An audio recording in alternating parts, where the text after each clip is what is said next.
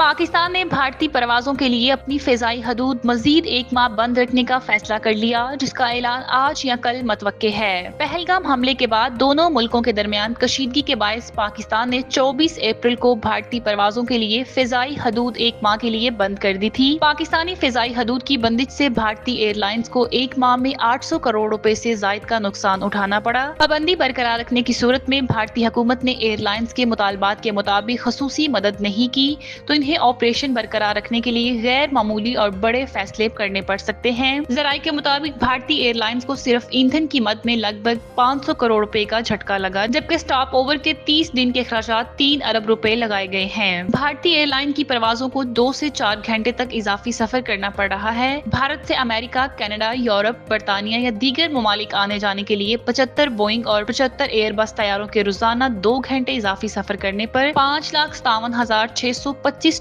का इजाफी ईंधन जलाना पड़ा है।